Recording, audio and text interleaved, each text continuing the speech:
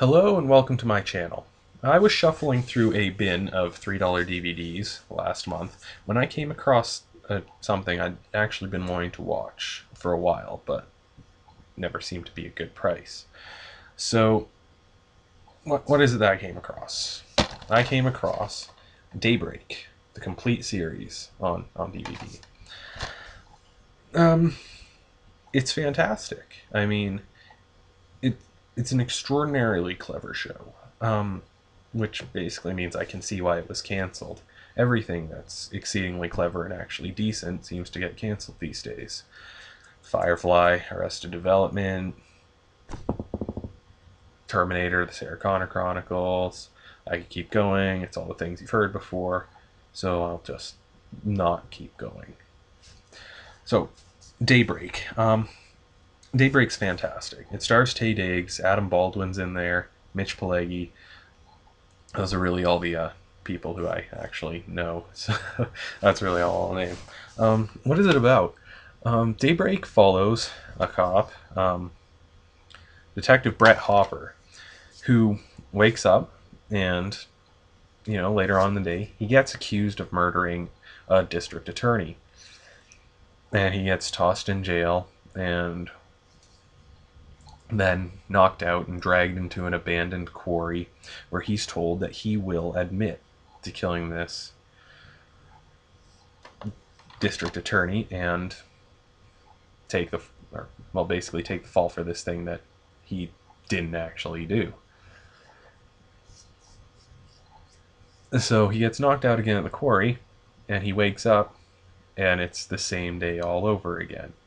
It's kind of like a Groundhog Day mixed with any police procedural, really. So he wakes up and it's the same day over and over and over again. So his goal is to try to figure out why he's being framed for this murder, how he can manage to get out of this loop, and try to make it through the day and survive. In most situations where you have this kind of Groundhog Day loop, the character experiencing it can die and they'll just wake up and go through the loop again.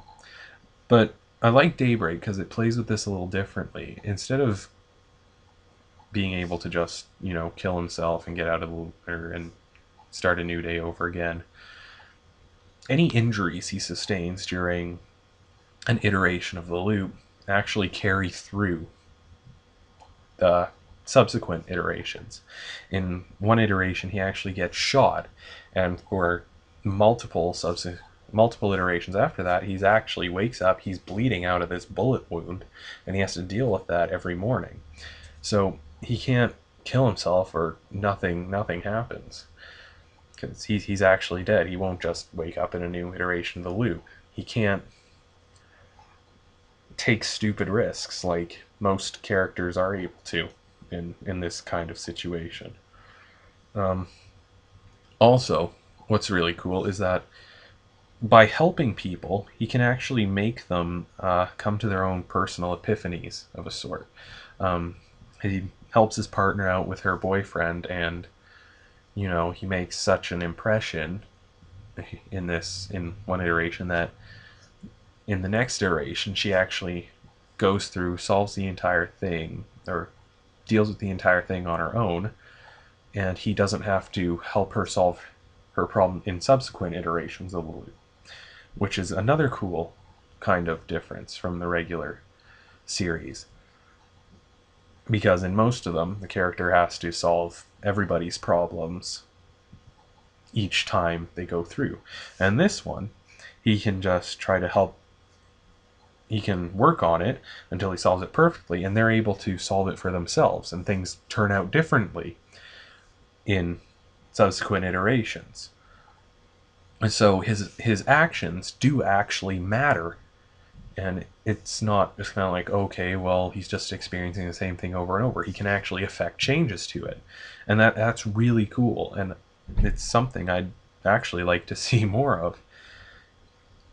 But there's really nothing I hate about this show.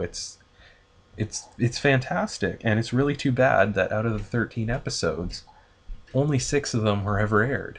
I mean, it's exceedingly clever. If you're not paying attention, you'll miss a lot of things in it. And the story's very well done. I didn't notice any inconsistencies or anything like that in the plot, and that's really actually very rare for something involving time travel. You generally get this thing, well, he's reliving the same day over and over. Sometimes they make a mistake or something there, but they don't. They actually pull it off perfectly.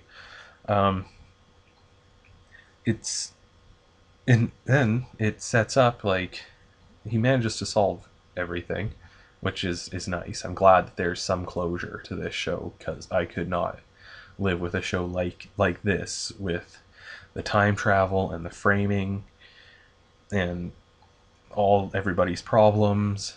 I couldn't live with a show like this not having some kind of wrap up in the end, and it does, and I'm very glad that it does. It would have been way too bad if this had pulled like a Sarah Connor Chronicles and ended right where it got really, really good, even though it was good before. So, it, I guess conclusion time. Please, if you have the chance, watch Daybreak. It's 13 episodes long. I mean, it's like you're watching Firefly, the entire series there, and it'll take you about the same amount of time to get through this as it would to watch all of Firefly. The show's exceedingly clever. It does a lot of things that you wouldn't expect them to do in a show that is basically Groundhog Day mixed with a police procedural. Incredibly clever, far more clever than I was expecting. Taye Diggs, I don't generally like him in things. He was kind of the low point of Equilibrium, and I don't really care about him in anything else he's done. He's very good in this. Adam Baldwin is playing Adam Baldwin again. I mean, if you like Adam Baldwin in Chuck or Firefly, you'll like him in Daybreak. Mitch Pileggi is, well, he's basically playing Skinner again almost, but kind of more of a jerk ass, which is nice to see. Um, and you'll recognize some faces from other shows. I caught Tuco from Breaking Bad in there. It's important. But it's a fantastic show, and if you get the chance, I highly recommend it. So this was more me blathering on about a show that I thought was really good and didn't get the time it deserved. So yeah, it's Daybreak. Have a good night, and thank you for watching.